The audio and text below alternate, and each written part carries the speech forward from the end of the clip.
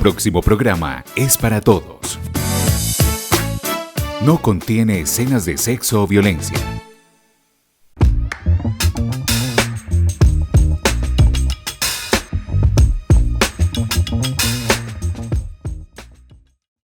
Bienvenidos a Estación Literaria. Yo soy Diego Sánchez, soy docente de la institución educativa San Juan de los Andes y hoy con algunos estudiantes les vamos a presentar un libro muy interesante, un libro diseñado para niños. Este libro se llama El terror de Sexto B. Es una colección de cuentos de Yolanda Reyes, una autora bumanguesa que se ha interesado mucho en ayudar a que las personas, especialmente los más jóvenes, pues se interesen por la lectura. Así que sean bienvenidos y disfruten de esta colección de cuentos. Martes a la quinta hora o la clase de gimnasia. Juliana era gorda, pesada y lenta. Tenía 13 años, unos 50 de estatura y 50 y tantos kilos encima, muchos más de los que su uniforme de gimnasia podía contener. Por eso los martes al mediodía deseaba con todas sus fuerzas no haber nacido, o volverse invisible, o vivir lejos, muy lejos del nuevo liceo, para no pasar por la tortura de ponerse el uniforme en público delante de las miradas de sus 15 compañeras, mucho más esbeltas que ella. Eso por no hablar de las otras 15 miradas, las de sus compañeros hombres, que siempre se las arreglaban a esa hora para espiar por las ventanillas del baño de mujeres. Tal vez, pensaba Juliana, para consolarse, tal vez a mí no me miran, seguro están con los ojos fijos en las bonitas del salón, por ejemplo, en la querida de Paula, que siempre se cambia junto a la ventana, preciso en el sitio más visible, y luego se hace la ofendida cuando descubre que la están mirando. Claro, la muy hipócrita. La tortura de Juliana llevaba varios años y prometía durar muchos más. Había usado ya todas las artimañas, todas las disculpas caseras y todas las excusas médicas para salvarse de la gimnasia. Sufrió intensos dolores de estómago justo los martes al mediodía. Usó cuello ortopédico solo los martes a la quinta hora. Le dio fiebre de 38 grados 2 martes seguidos y hasta llegó al extremo de romperse un brazo. Ese sí fue su mejor antídoto, porque logró pasar 2 meses y medio enyesada, es decir, 10 horas de gimnasia mirando la clase desde las graderías sin mover ni un dedo. Pero tantos sueños llenos de martes al mediodía habían terminado por agotar todas las posibilidades de escape. Así que los martes, a la 1 en punto de la tarde, la clase más cruel de la historia volvía a comenzar. El profesor llegaba horriblemente puntual con su ridículo uniforme y su silbato de domador de circo, listo para iniciar la función semanal. ¡Pip!, decía su silbato, lo que traducido a un lenguaje humano significaba: hagan inmediatamente una fila por orden de estatura. ¡Pip!, repetía el silbato del domador, lo que en idioma español quería decir: eso no es una fila, señoritas, tomen distancia lateral. Después de 10 o 15 órdenes silbadas, la fila quedaba por fin decente, según las propias palabras del profesor. Entonces seguían sin variar 1 milímetro los terribles ejercicios de calentamiento. Y 1 y 2, respiren profundo. Y 1 y 2, flexionen el tronco. Y 1 y 2, los brazos a la derecha. Dije a la derecha, señorita Juliana. Me va a tocar devolverla a kinder a ver si aprende lateralidad. Risitas ahogadas de todo el curso. El brillante entrenador usaba sus chistes de circo para hacer reír al público. Así es muy fácil ser payaso, a costa del malo de la clase, pensaba Juliana toda colorada. Y como en esas pesadillas, en las que uno sabe todo lo que sigue, pero no puede despertarse, la tortura se repetía paso a paso, siempre idéntica para ella. ¡Pip!, volvía a trinar el silbato. 2 vueltas a la cancha, trotando. Muévanse, jovencitas, que eso no es un desfile de modas en el club social. Y usted, señorita, no se quede atrás. Ándele a ver si quema esos kilitos de más. Y Juliana trotaba y trataba con todas sus fuerzas de no quedarse atrás, pero llegaba última. Lenta, pesada e infeliz. Era siempre la última de la fila. Hasta que ese día, un martes 13 de abril, Juliana amaneció distinta. estaba de malas pulgas y sin saber cómo ni de dónde sacó fuerzas y tomó la decisión más importante de su vida. Por eso no pareció inmutarse con el silbato del profesor en sus oídos y se quedó parada en su sitio durante las 30 veces que el entrenador trató inútilmente de organizar su dichosa fila. Con ella ahí atravesada, también sus compañeras intentaron por todos los medios hacerla mover, hasta que se dieron por vencidas y les tocó trazar una línea recta con Juliana Rueda como único punto de referencia. El entrenador desconcertado hacía sonar su silbato con más fuerza que nunca, pero era inútil. Juliana no lo escuchaba, parecía sorda. Entonces, desesperado, empezó a hacer gestos y a mover las manos enfrente de ella, igualito a un policía de tránsito. Pero era inútil. Juliana no lo veía, parecía ciega. El profesor llegó a preocuparse, se puso pálido y se acercó a Juliana a ver si respiraba. Después le tomó el pulso para descartar cualquier problema médico y cuando vio que todo era normal, se sintió con el derecho de estar más bravo que nunca. Entonces empezaron a salir por su boca todas las burlas y los regaños que les había ido soltando a sus alumnos durante 20 años de experiencia. También eso resultó inútil. Juliana no se puso colorada, estaba inmóvil e inexpresiva, parecía de piedra. Ahora era el profesor el que estaba colorado como un tomate, colorado y furibundo. Empezó con las amenazas. Primero le anunció un cero en disciplina. Luego lo pensó mejor y decidió expulsarla del colegio, si no recapacitaba inmediatamente. Era su autoridad la que estaba en juego y no estaba dispuesto a tolerar que una mocosa lo pusiera así, en ridículo, delante de toda la clase. Ya iba a saber esa niñita de lo que él era capaz. Y sí, en los minutos que quedaban de clase, el profesor Pacho Donaire fue capaz de casi todo.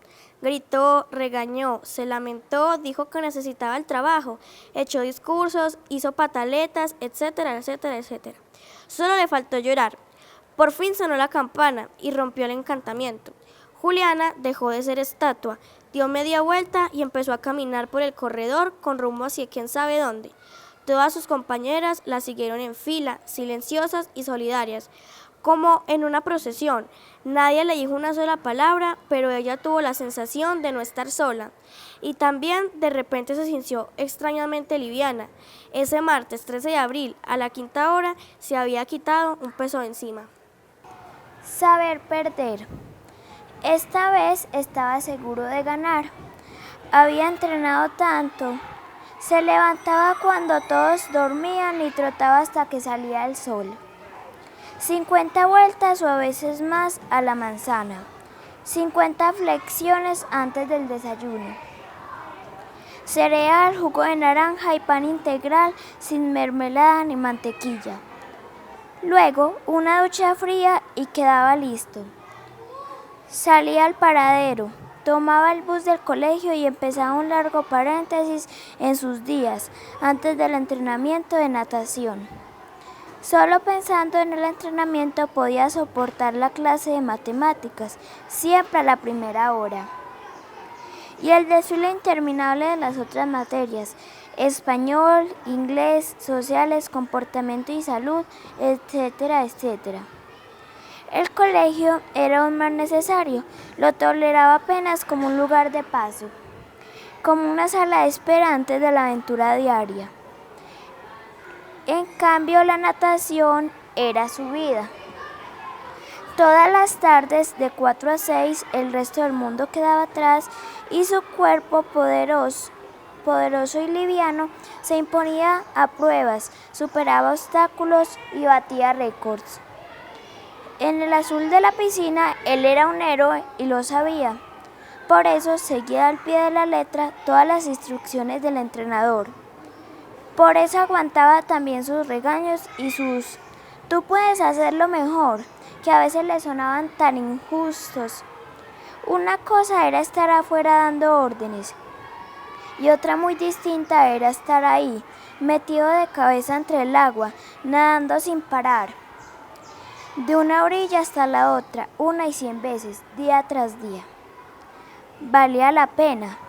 Primero fue del equipo de primaria, Después representó al colegio en las competencias intercolegiales. Ganó medalla de bronce, pero muchos dijeron que llegaría más lejos. Tiene enormes posibilidades. Decían y hablaban de él como si fuera un gran deportista. Algunas veces se lo creía. Otras pensaba que no era para tanto. Según el ánimo, porque había días terribles en los que el mundo se derrumbaba y él no era lo que se dice, un tipo seguro de sí mismo. ¿Qué va? No era el millonario ni el mejor de la clase, no tenía los músculos de Pinilla ni la estatura de Garavito, no sabía bailar, nunca le prestaban el auto y escasamente se afeitaba una vez al mes. No tenía novia, se moría del susto. Pero desde que logró ser del equipo muchas cosas empezaron a cambiar. Sus compañeros lo miraban con otros ojos, sobre todo Natalia, que era del equipo de barras, los ojos de Natalia. En el fondo siempre había esperado un milagro o un golpe de suerte, y algo le decía que había llegado su hora. Esta vez en el campeonato nacional estaba seguro de ganar, porque había entrenado tanto. La cuenta regresiva empezó. Primero faltaba un mes, luego 15 días, de pronto solo una semana, hasta que por fin llegó la hora, como llegan todas. Y cuando se dio cuenta que estaba ahí sentado temblando de pies a cabeza, desde el camerino escuchó cómo llegaba la gente, oyó las barras, los aplausos y los gritos del público. Con gusto habría cambiado todos los entrenamientos, las flexiones y las pruebas de resistencia. Por ese instante horrible que le quedaba antes de entrar a la piscina olímpica. Tenía ganas de salir corriendo, deseó con todas sus fuerzas un terremoto o una bomba atómica. Quería morirse del miedo que tenía. Paralizado, oyó que lo llamaban por el parlante con su nombre y su apellido. Federico Nieto, anunció una voz en el micrófono. No había duda de que era él, el mismo Federico Nieto de toda la vida. Qué extraño le sonaba ahora su nombre. Suerte, Federico, le dijeron, y unos pasos que no eran suyos salieron del camerino. Afuera se encontró con todas esas cabezas ordenadas en hilera, que llenaban las graderías. Imagínate que son un sembrado de lechugas, le había aconsejado el entrenador. No mires hacia los lados, concéntrate en la piscina y piensa que estás solo. Pero él no podía pensar. Nadie puede pensar delante de tanta gente. Solo se acordó de Natalia, que estaba ese día con minifalda, en el equipo de barras. De un salto se hundió en el agua tibia. El miedo se quedó en la orilla y fue solo un cuerpo luchando de brazo partido contra el reloj y la distancia. Nunca lo hizo mejor que ese día. Nadó con toda su energía, con toda su rabia, con toda su esperanza. Con sus 15 años a cuestas nadó como si en esos instantes estuviera jugando el resto de la vida. Nunca lo hizo mejor que ese día. Pero no fue suficiente. Quedó de segundo, medalla de plata, subcampeón nacional de natación en la categoría junior. Mejor dicho, perdió. ¿Para qué engañarse? Perdió y había entrenado tanto. Se encerró en el baño, no dejó que lo vieran llorando, no fue a felicitar al campeón.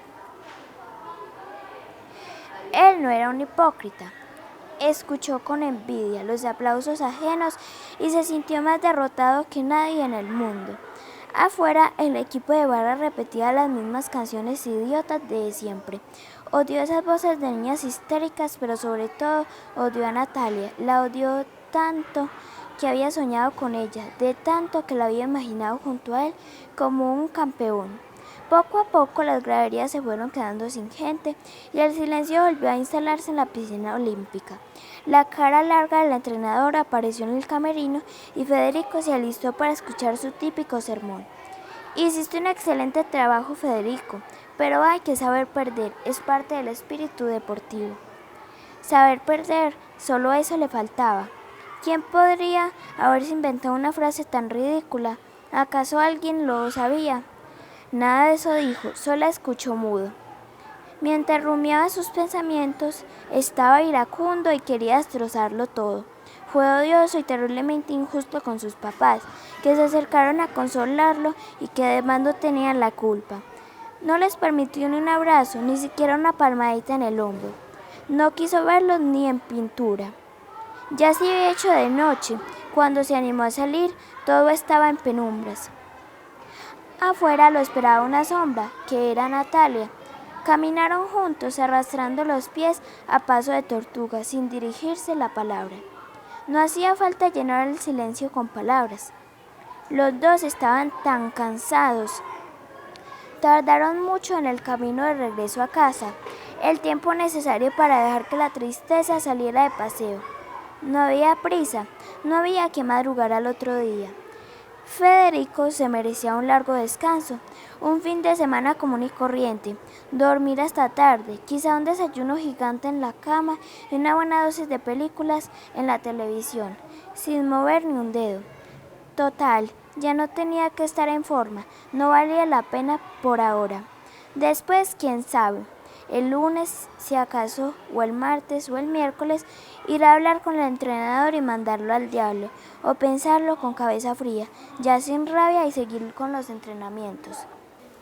Espero que les haya gustado y pues obviamente la invitación para todos es que puedan disfrutar de la lectura.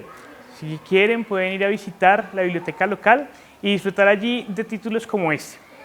Hasta aquí, Estación Literaria. Buenas noches.